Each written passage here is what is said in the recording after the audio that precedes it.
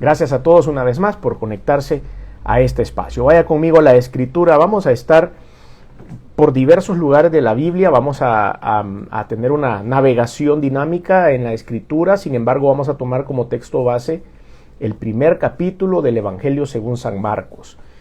El primer capítulo del Evangelio según San Marcos. Y vamos a conversar un poco acerca de los versículos del 1 al 8. Sin embargo, a manera de introducción, quisiera hablar un poquito, muy corto, acerca de este Evangelio. El Evangelio de Marcos es el más corto de los 4 evangelios, pero también es el Evangelio más antiguo. Otra de las características que tiene es que ha sido escrito por alguien que no fue apóstol de Jesucristo. Es decir, sí fue un seguidor y un discípulo de Cristo, pero no fue uno de los 12 que anduvo codo a codo con el Señor Jesucristo trabajando. Más bien, Marcos, el escritor de este Evangelio, era ayudante de Pablo. Y metido en el ministerio, por supuesto, él recabó toda esta información que después puso junto y desarrolló todos estos capítulos y fue el primero que publicó, tampoco en un orden muy específico y muy cronológico, todas las acciones que a él se le fueron contadas. Después el Señor tomó esta obra inspirada por el Espíritu Santo, obviamente, para insertarla al canon bíblico. Una de las características que podemos encontrar en el Evangelio según San Marcos es que él empieza hablando de Juan, no empieza hablando de Jesucristo. Es una de sus características.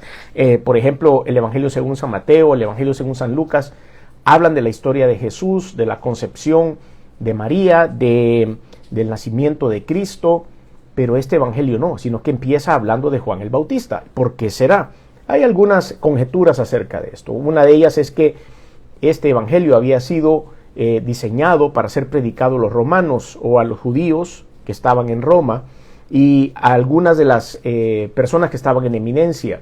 Y en aquel tiempo, cuando alguien iba a llegar, por ejemplo, iba a llegar un centurión romano, por ejemplo, a una ciudad, primero mandaba un emisario y ese emisario llegaba a anunciar su llegada. Y un poquito más adelante, unos días más tarde, llegaba la persona importante.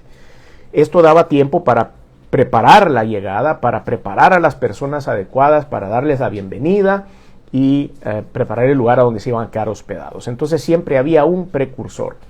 Entonces era normal en el tipo diplomático el tener esto. Por lo tanto, se cree que Marcos lo primero que hace es anunciar a través de Juan el Bautista lo que más adelante iba a ser de verdad la visita poderosa de Jesucristo.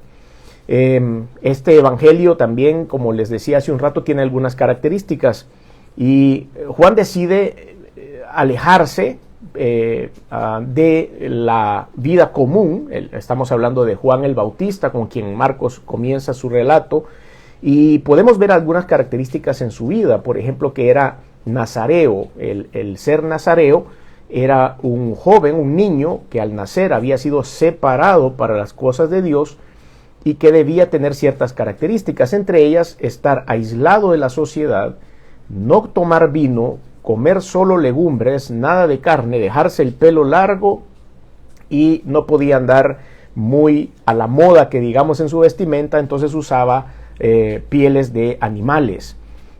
Pasaba el tiempo en el desierto orando, siempre en la presencia de Dios, y estos nazareos eran usados por el Señor para mandar sus mensajes. De acuerdo al perfil que podemos encontrar en Juan, de acuerdo a lo contado por Marcos, él era un nazareo. Y vemos cómo él hizo algunas características para mantenerse alejado de las distracciones y para poder oír mejor las instrucciones divinas. Juan se iba al desierto. Para lograr la total atención del pueblo, él tenía que vivir de una manera correcta. Para simbolizar un violento rompimiento con la hipocresía de los líderes religiosos más interesados en los lujos, en los hogares, en las posiciones de autoridad, en la obra de Dios, este hombre se separaba y decía: yo voy a vivir de una manera austera, de manera que esto no me pueda contaminar. Y número 4 es para dar cumplimiento a las profecías del Antiguo Testamento que decían que sería una voz que clama en el desierto, preparando el camino de Jehová, Isaías 43. Todo esto llena los requisitos del apóstol Juan y es más o menos una muy breve introducción acerca de las características de este evangelio. Ahora sí, empezamos en Evangelio según San Marcos, capítulo 1, versículos del 1 al 8, dice la Escritura: principio del evangelio de Jesucristo, Hijo de Dios. Como está escrito en Isaías el profeta: he aquí yo envío mi mensajero delante de tu faz, el cual preparará tu camino delante de ti. Voz del que clama en el desierto: preparad el camino del Señor, enderezad sus sendas. Bautizaba Juan en el desierto y predicaba el bautismo de arrepentimiento para el perdón de los pecados. Y salían a él toda provincia de Judea y todos los de Jerusalén, y eran bautizados por él en el río Jordán, confesando sus pecados.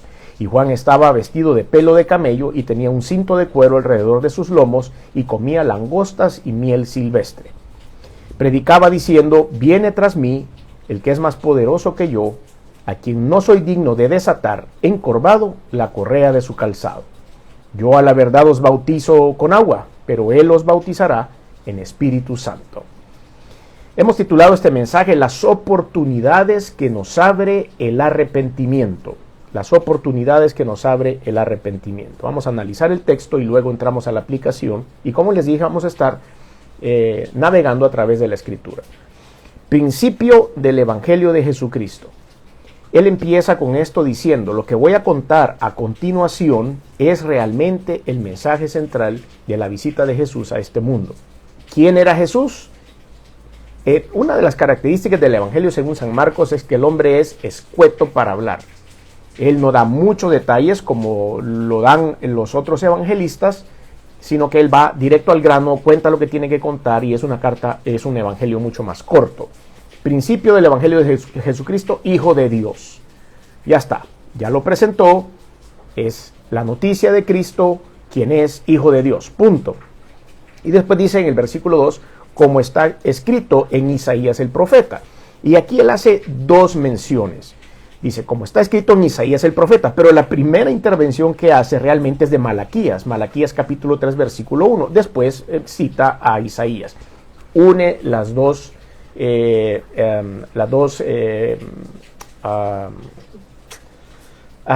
me ha ido la palabra. Pero bueno, las dos profecías. Las dos profecías es la palabra que busco. He aquí yo envío mi mensajero delante de tu faz, el cual preparará tu camino delante de ti. Eso es Malaquías capítulo 3, versículo 1. Pero después, en versículo 3 dice, voz del que clama en el desierto, preparad el camino del Señor, enderezad sus sendas. Isaías 43. Entonces él une estas dos profecías que se están cumpliendo en ese momento en el inicio de este evangelio. Ahora sí, empieza ya la historia de Juan. ¿Y qué es lo que hace? Dice, versículo 4, bautizaba Juan en el desierto, Juan el Bautista, y predicaba el bautismo de arrepentimiento para perdón de los pecados. La primera parte, la columna vertebral de la predicación de Juan en la preparación, voz del que clama en el desierto, preparad el camino del Señor, era hacerle saber al pueblo de Israel que debía haber un arrepentimiento y un acto público de seguimiento a Dios. Y eso es lo que predicó Juan. Y dijo, se tienen que arrepentir para que cuando venga Jesucristo, de quien no soy yo digno ni siquiera encorvado de desatar las correas de su calzado, pueda encontrar el camino listo. Si ustedes no conocen el arrepentimiento y no se hacen para atrás de sus pecados, va a ser muy difícil que el amor de Cristo pueda llegar a sus corazones. Y esa era la predicación. Él no estaba en este momento salvando a nadie. Vino después Jesucristo a abrir las puertas de la salvación eterna a través de este principio, arrepentimiento y perdón de pecados. Pero en ese momento él lo que hacía era, públicamente lograba que la gente llegara y pusiera sus ojos en el que no habían visto aún, porque no había llegado Jesucristo, pero a través de la predicación del apóstol de Juan el Bautista. Bautizaba Juan, ¿a dónde bautizaba? En el desierto. Dijimos que él estaba apartado. La gente llegaba al desierto a buscar a Juan. Porque cuando este hombre, que el mismo Señor llama el gran profeta del Nuevo Testamento, el primero era, el Señor lo describe como un gran hombre de Dios, era seguido por las otras personas para poder escuchar el mensaje. Entonces iban al desierto porque sabían que ahí estaba Juan y salían, y vamos a leer eso en el versículo 5, a buscarlo para escuchar este mensaje. ¿Qué mensaje? La predicación del bautismo por arrepentimiento para perdón de los pecados. Versículo 5. Y salía a él toda la provincia de Judea y todos los de Jerusalén. Dice que él bautizaba en el río Jordán. Jerusalén está al norte, Judea, la provincia de Judea, no la zona geográfica de la tribu de Judá, está al sur de Jerusalén. Y desde ahí caminaban hasta el desierto, se encontraban con Juan y se reunían en el río Jordán para ser bautizados. Imagínense ustedes todo ese movimiento de gente, no era fácil llegar ahí, todos iban en burros, iban en camellos, iban en mulas, y de eso se movían hasta ese lugar para buscar a este hombre que predicaba la verdad de Jesucristo. Salían a él de toda la provincia de Judea y todos los de Jerusalén y eran bautizados por él en el río Jordán, confesando sus pecados. Ese era el tema. Cuando después vino Jesucristo, la gente ya sabía lo que tenía que hacer. Usted y yo en este momento, ahora que no tenemos a Juan el Bautista, por supuesto, tenemos que utilizar el mismo canal, el mismo procedimiento. En algunas de las cartas paulinas en el Nuevo Testamento dice que la iglesia ha sido instaurada para poder ser el canal a través del cual se mandan estos mensajes para que la gente conozca cómo acercarse a Cristo. Por supuesto, ya no tenemos a Juan el Bautista. Por supuesto, físicamente, la parte de Jesús hecho hombre ya no está acá. Está Jesús, Dios, sí está con nosotros, pero esta parte, este proceso sigue vivo. Ahora tenemos que ir confiadamente al trono de la gracia para encontrar en él el oportuno socorro. Ahora tenemos nosotros no que confesar nuestros pecados ante ningún ser humano, sino que ir y confesar nuestros pecados delante de Dios, que Él los conoce todos. Él sabe, Él tiene una radiografía perfecta desde la cabeza hasta nuestros pies, sabe qué pensamos, sabe qué decimos, sabe qué vemos, sabe qué oímos, sabe qué hablamos en todos los momentos del mundo, aunque estemos metidos en el parqueo número 5 hacia abajo de un edificio gigantesco. Él está con nosotros donde quiera que vayamos. Él siempre está pendiente de todos nuestros movimientos. Por lo tanto, usted y yo podemos llegar, como dije hace un momento, confiadamente al trono de la gracia para encontrar el oportuno socorro, el perdón de los pecados. Esto era lo que este hombre estaba predicando. Cuando Él venga, dice, ustedes tendrán que estar con este corazón ya preparado. Ahora que ellos no están acá físicamente, pero sí están en nuestro corazón y está a disposición, al alcance de nuestras manos, o más bien al alcance de nuestras rodillas, tenemos que llegar en arrepentimiento y perdón de pecados. Entonces dice que confesaron sus pecados. Versículo 6. Y Juan estaba vestido de pelo de camello y tenía un cinto de oro alrededor de sus lomos y comía langostas y miel silvestre. Esto es exactamente como lo dijimos en la introducción. Era nazareo. Estas eran las características que ya hablé acerca de esto. Y predicaba diciendo, viene tras mí el que es más poderoso que yo, a quien no soy digno de desatar encorvado la correa de su calzado. No lo puedo tocar. Él tenía muy claro. Esto nada más es, por supuesto, una ilustración, el no desamarrar los zapatos de las sandalias del Señor Jesucristo. Pero él tenía que magnificarlo de alguna manera. Él tenía que mostrar cómo merecía el absoluto respeto la deidad de Jesucristo en comparación a un hombre muy bueno, muy sobresaliente, como era Juan, pero que ni ese hombre sobresaliente, ni lo que predicaba, ni el poder con el que predicaba, se llegaba ni siquiera a las cintas de las sandalias de Jesucristo. Y eso es lo que usted y yo somos ahora. Seres humanos que hemos sido salvos por la gracia de Cristo, pero que no podemos ni siquiera encorvados tocar las cintas de las sandalias del Señor. Llegamos a su presencia por su inmensa misericordia. Eso es todo. Llegamos por su inmensa misericordia. Yo a la verdad, versículo 8, os he bautizado en agua. Ese era el protocolo, dice él.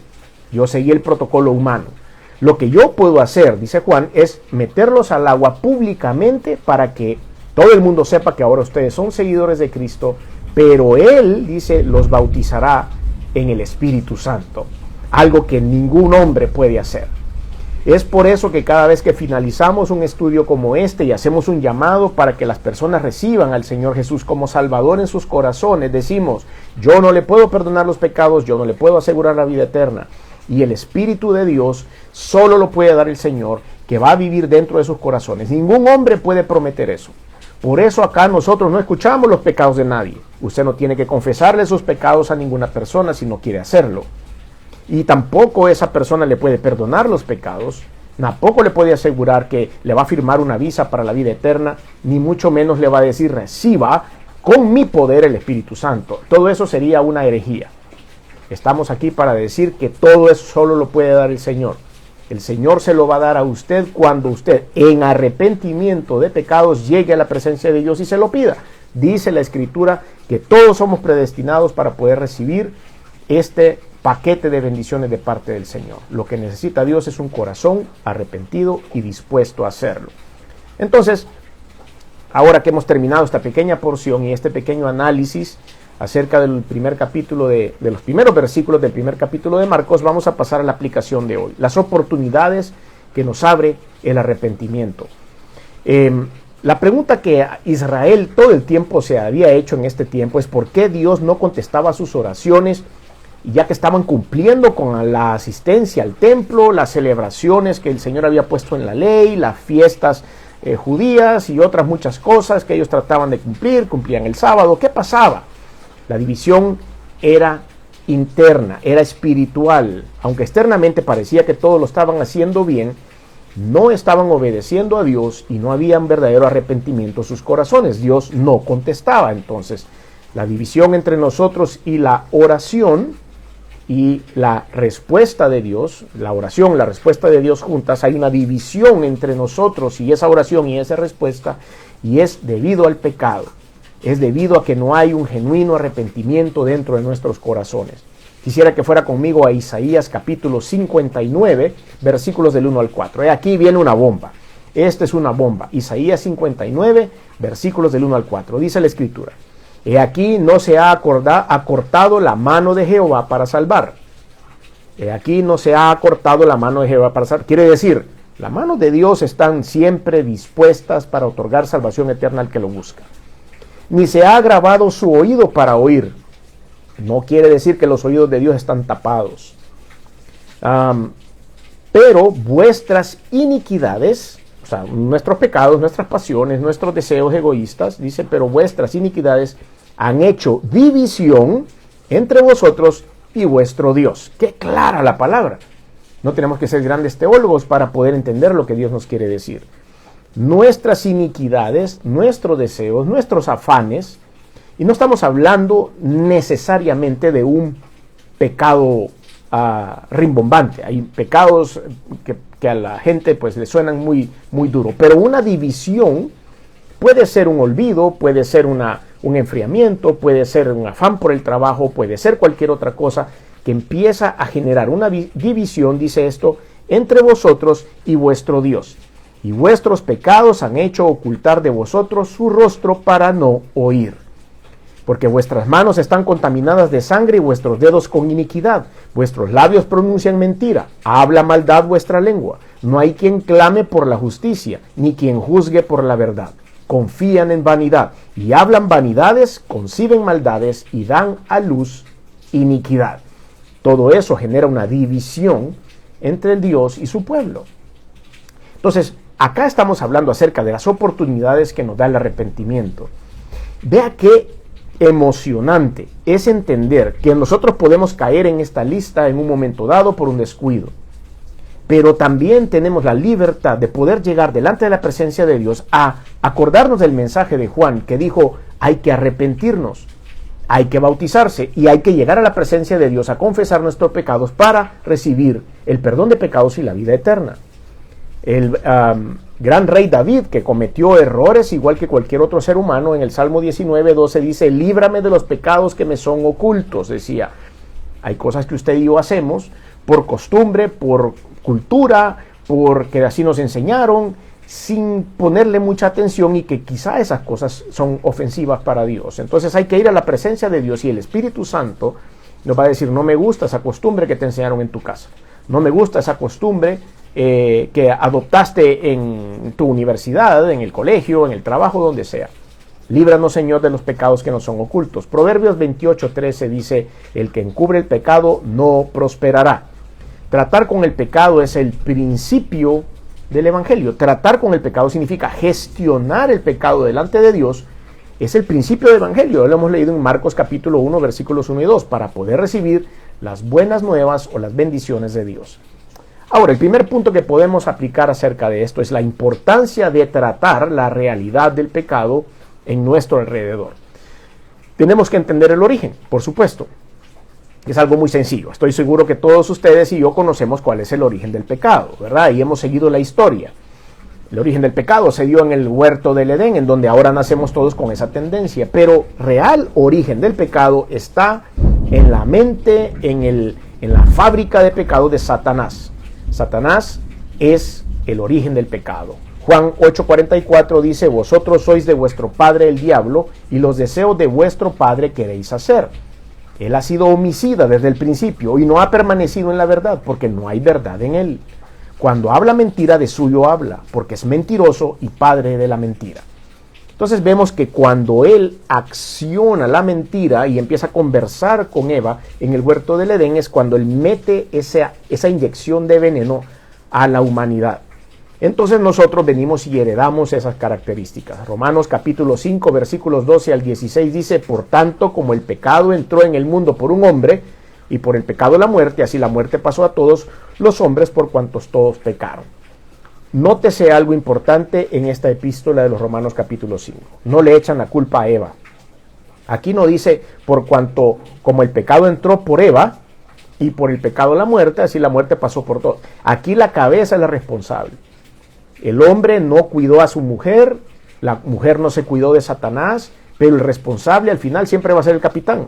Y el capitán en este caso era el hombre. Y aquí en Romanos capítulo 5 dice: por lo tanto, como el pecado entró al mundo por un hombre, refiriéndose a Adán, y por el pecado la muerte, así la muerte pasó a todos los hombres por cuanto todos pecaron. En el versículo 16 dice: y con el don no sucede como en el caso de aquel uno que pecó, porque ciertamente el juicio vino a causa de un solo pecado para condenación, pero el don vino a causa de muchas transgresiones para justificación. ¿De qué don está hablando? El don de la vida eterna, el don del perdón de los pecados. La palabra don significa un regalo.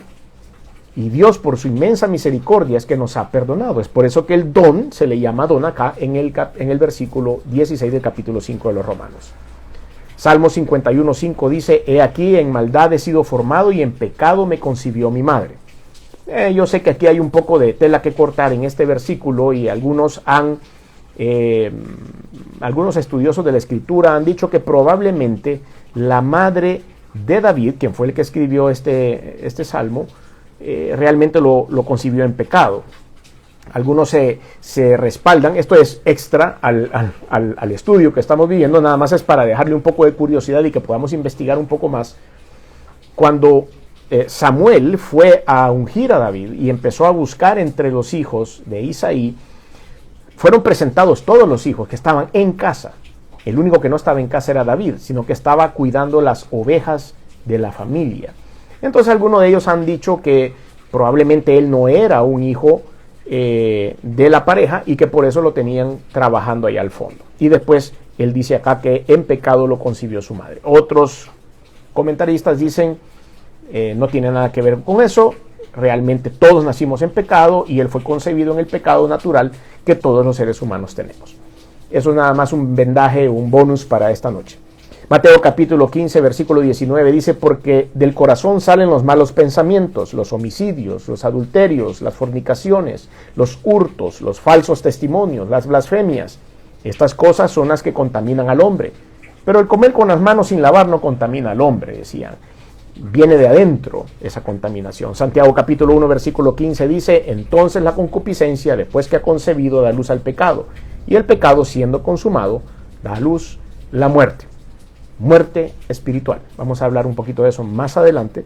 No necesariamente al pecador le va a caer un rayo y lo va a partir por la mitad, sino que la muerte, que significa, es un alejamiento del Señor. Bueno, esta es la fuente del pecado. La fuente del pecado origina en Satanás y viene la herencia a través de Adán y llega hasta nosotros. Pero ahora, ¿qué es el pecado como tal? Esa es la fuente y eso es cómo se dispersa a la humanidad. Pero el pecado es una transgresión. La traducción literal significa errar el blanco.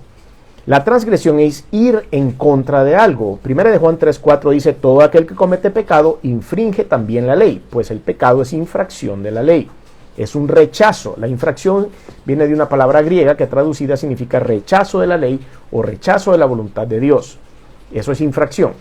El pecado como tal es tener una meta a donde llegar, tener un blanco a donde pegarle y errarlo. O sea, hacer algo que está en contra de la voluntad de Dios.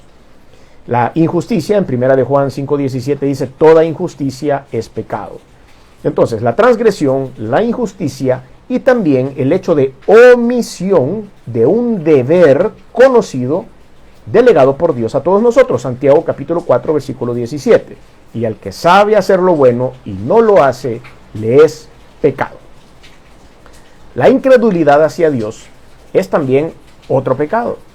Hebreos capítulo 11, versículo 6 dice, pero sin fe es imposible agradar a Dios, porque es necesario que el que se acerca a Dios crea que le hay y que es galardonador de los que le buscan. Entonces, ¿cuánto vamos? ¿Qué es el pecado? Dice transgresión, injusticia, omisión de un deber conocido, incredulidad hacia Dios. Todo esto entonces va a tener consecuencias. Hemos hablado de la fuente del pecado, hemos hablado cómo se transmitió el pecado, hemos hablado de lo que es el pecado y ahora las consecuencias. Lo primero, como dijimos hace un rato, es la muerte espiritual o la esclavitud a una vida alejada de Dios. Romanos capítulo 6, versículo 23 dice, porque la paga del pecado es muerte, mas la dádiva de Dios es vida eterna en Cristo Jesús, Señor nuestro. Es muerte, dijimos, una separación del Señor. No hay cosa más horrible que vivir a espaldas de Dios. No hay cosa más horrible que vivir fuera de su voluntad. No hay cosa más horrible que vivir fuera del alcance visual de Dios, de nosotros hacia Él. Él nos va a ver siempre donde quiera que estemos. ¿Recuerdan ustedes cuando el Señor se quedó orando en una montaña, allá en un monte, y los discípulos se metieron en una barca e iban a la mitad del lago cuando se vino una gran tormenta? Desde allá, dice el Señor, los estaba viendo en la barca. Tiene una visión, por supuesto, sobrenatural. Él siempre nos tiene a la vista, pero nosotros no siempre le tenemos a la vista a Él. La paga del pecado es muerte, mas la dádiva de Dios es vida eterna en Cristo Jesús, Señor nuestro. No nos separemos, no entremos en una muerte espiritual. Juan capítulo 8, versículo 34 dice, a Jesús le respondió, de cierto os digo que todo aquel que hace pecado, esclavo es del pecado. Entonces esto contribuye, o estas consecuencias contribuyen a la separación. Primero la muerte espiritual, luego viene la muerte física, luego viene la muerte del alma, luego viene la ceguera espiritual. Todas estas cosas son consecuencias que trae el pecado. Y por supuesto el consiguiente descalabro de nuestra vida en muchas de las áreas vitales. Aquí empiezan a haber un montón de cosas que empiezan a fallar. Eso es consecuencia del pecado. Segunda de Corintios 4:4 dice, en los cuales el Dios de este siglo cegó el entendimiento de los incrédulos, para que no les resplandezca la luz del evangelio de la gloria de Cristo, el cual es la imagen de Dios. ¿Quién hace esto? El origen del pecado, Satanás. Él quiere interferir con nosotros. El Dios con una D minúscula, está escrito acá en 2 de Corintios 4:4, el Dios D minúscula de este siglo, refiriéndose a Satanás, cegó el entendimiento de los incrédulos. Por supuesto que también vamos a encontrar consecuencias familiares. Vamos a encontrar consecuencias que trascienden. En algunas corrientes de pensamiento van a encontrar que se pueden llamar con patrones familiares, en otras corrientes de pensamiento serán maldiciones generacionales. La realidad es que la palabra de Dios habla acerca de esto y que tenemos que identificar cuando estamos nosotros amarrados a algo a consecuencia de una tradición familiar. Hechos 34 del 6 al 7 dice, Jehová, Jehová, fuerte, misericordioso y piadoso, tardo para la ira y grande en misericordia y verdad, que guarda misericordia a millares, que perdona la iniquidad, la rebelión y el pecado, y que de ningún modo tendrá por inocente al malvado, que visita la iniquidad de los padres sobre los hijos y sobre los hijos de los hijos hasta la tercera y la cuarta generación. Hay que estar claro sobre esto, porque la salvación eterna, mis queridos hermanos y amigos, es individual, personal y única. Nosotros tenemos que ir a buscar la salvación eterna personal. No es automática. Solo porque nací en un hogar cristiano, entonces yo ya soy cristiano. No. Solo porque mis padres me llevaban a la iglesia de pequeñito, entonces yo ya soy cristiano. No. Esa es una gran mentira. Cada uno de nosotros tiene que ir a buscar la presencia del Señor y convertirnos a Cristo, no importando qué era lo que nuestra familia hacía. Ya no se diga, por supuesto, si no venimos de un hogar cristiano, si venimos en un hogar con prácticas paganas, si venimos en un hogar con que nunca tomaron en cuenta a Dios. Tenemos que hacer nuestro propio trabajo. Tenemos nosotros individualmente que buscar la presencia del Señor. Ahora, si dentro de este conocimiento cristiano, de ese conocimiento de lo que a Dios le agrada y no le agrada, encontramos que hay una línea de maldición dentro de nuestra familia, es también nuestra responsabilidad ir a la presencia de Dios y en oración pedirle al Señor que corte las líneas que nos atan a esa maldición generacional o patrón familiar, como usted lo quiera llamar. Es necesario tomar esa decisión. Cuando nosotros llegamos a la presencia de Cristo, cuando conocimos al Señor, dijimos, Señor, mi generación llega hasta aquí, de aquí en adelante, incluyéndome, Señor, bendíceme a mí y bendice a mi descendencia. Cada uno tiene que decir esto. Usted va a decir, pero fue un poco egoísta porque solo se metió usted. No, cada uno de nosotros tiene que hacer lo propio. Y dice, Señor, yo me incluyo en una nueva generación y lo que salga de mí se incluirá en una nueva generación para que se quede afuera toda herencia de maldición. La barrera del pecado impide la respuesta a las peticiones de Dios. Y esto es lo que repetimos en la introducción. Leímos esta porción de la Biblia que era una bomba poderosísima, Isaías 59, del 1 al 4. Esto impide la respuesta a nuestras peticiones. Si no hay arrepentimiento, no vamos a conseguir absolutamente nada en generar una relación con Dios. Aquí que no se ha cortado la mano de Jehová para salvar, ni se ha agravado su oído para oír, pero vuestras iniquidades han hecho división entre vosotros y vuestro Dios. Vuestros pecados han hecho ocultar de vosotros sus rostros para no oír, porque vuestras manos están contaminadas de sangre. Recuerdan que hablamos acerca de la palabra división. Estamos divididos si nosotros no podemos buscar el arrepentimiento y el perdón de los pecados. La gravedad de la ofensa del pecado es el desprecio a Dios. El segundo punto que queremos aplicar ahora, esta noche, es el arrepentimiento, que es la primera puerta para recibir las promesas de Dios. El arrepentimiento es la primera puerta. Es por eso que en la predicación de Juan el Bautista, en el texto base que nosotros hemos utilizado hoy, la primera palabra que se usa es el arrepentimiento.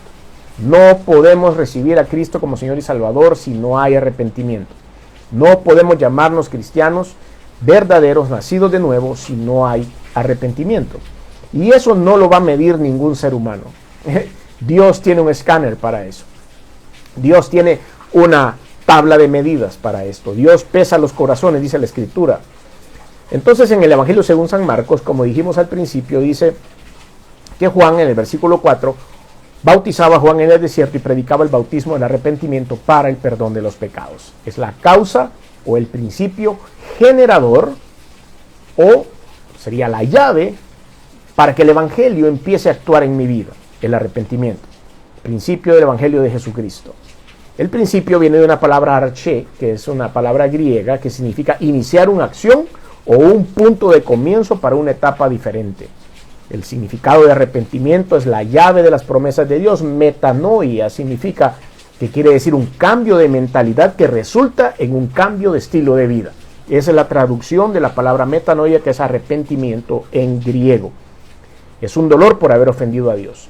Y esto inicia un cambio en mi manera de ver la vida y en mi manera de pensar. Lucas capítulo 15, versículos 17 al 19, es una porción muy conocida por todos, es el hijo pródigo, pero vean ese diálogo que él tiene, y dice versículo 17, Lucas 15, 17, y volviendo en sí, eso es importante, volviendo en sí. Este joven, que por supuesto es una parábola, no es una historia verdadera, Dios la usó para dar una enseñanza, volviendo en sí dijo, es necesario volver en sí.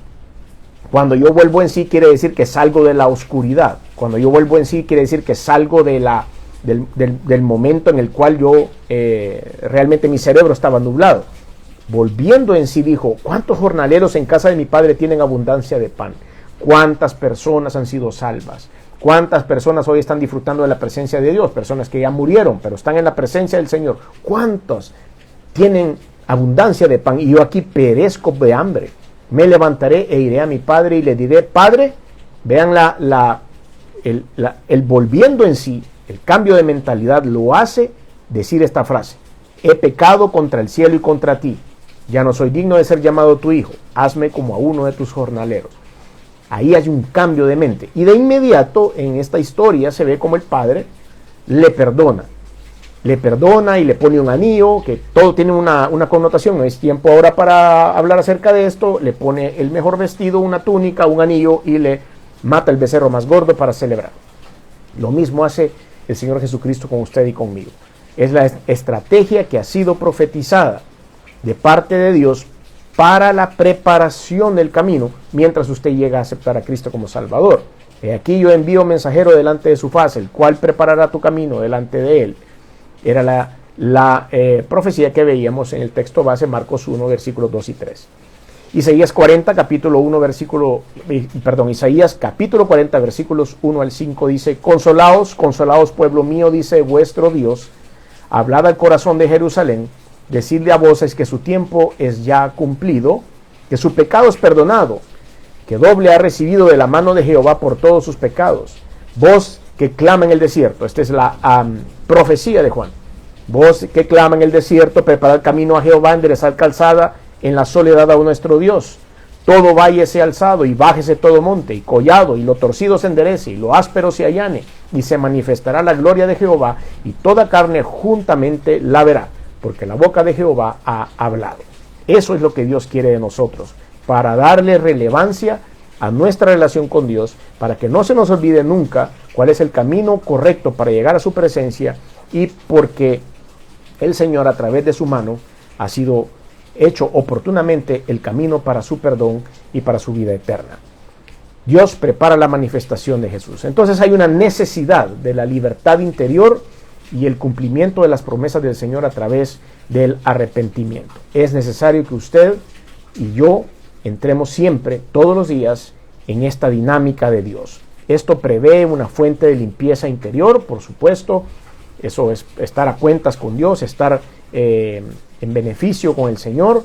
Encontrará que va a tener autoridad para echar fuera a los demonios, para poder reprender los ataques de Satanás. Por supuesto, en el momento en el que nosotros aceptamos este camino de arrepentimiento, de perdón de pecados y de vida eterna, automáticamente estamos en contra del plan de Satanás y él va a querernos atacar. A través de eso el Señor nos va a dar fortaleza. De esto vamos a tener beneficios, por supuesto: el perdón de pecados por la sangre de Cristo, la eliminación de la barrera, recuerdan que hablamos acerca de esto, la división que había entre Dios y yo, la manifestación gloriosa de Dios en nuestras vidas, la restitución, y por supuesto algo que ustedes y yo todavía no hemos podido ver, pero que lo veremos pronto, es la salvación eterna. Estaremos delante del Señor. De esta forma estamos terminando este estudio de hoy, haciendo el desafío a todos nosotros, empezando por mí y para todos los demás, del arrepentimiento, para que el Espíritu Santo pueda obrar libremente dentro de nosotros. Si usted no sabe, no conoce, probablemente usted diga: bueno, yo estoy tratando de hacer una lista de 2 o 3 pecados que pude haber hecho durante el día. Pídale al Espíritu Santo que le diga. No trate de hacer su lista en su cabeza. Váyase a poner en oración y dígale: Señor, si hay algo que te ofendí, que no me fijé, que es una costumbre, que es una cultura, dímelo, Espíritu de Dios, y que el Espíritu Santo vaya revelando qué es lo que tenemos que poner delante de la presencia de Dios. Pidamos a Dios que nos dé la oportunidad de un arrepentimiento verdadero para botar toda barrera y que nuestra oración no tenga estorbo. Si usted quiere recibir a Cristo como Señor y Salvador, si usted quiere dar este paso de fe, lo único que Dios pide es una sencilla oración, pero que sea de corazón, en el cual le diga a usted: Señor, estoy arrepentido de las cosas que he hecho. Yo quisiera que llegaras a mi vida y que poder obtener ese perdón de pecados, y que las barreras que hay entre mi persona y ti y tú, Señor, que eres el gran Dios todopoderoso, sean derribadas. Si usted quiere hacer esta oración, yo le puedo acompañar. Ya dijimos hace un rato, perdón de pecados, vida eterna, eso solo el Señor se lo puede dar. Pero nosotros podemos acompañarle en una oración. Si usted quiere hacerlo, ahí donde está, diga conmigo esta oración: Señor Jesús, Reconozco que soy pecador. Perdóname, me arrepiento. Reconozco que viniste al mundo hecho hombre, que te colgaron en una cruz y la sangre que derramaste ha servido para limpiar mis pecados. Reconozco que resucitaste al tercer día y que estás sentado a la diestra de Dios. Por lo tanto, hoy abro mi corazón y te recibo en él como mi único y suficiente Señor y Salvador. Gracias por esta oportunidad. Ayúdame, Señor, a caminar de acuerdo a tu voluntad. En el nombre de Jesús. Amén.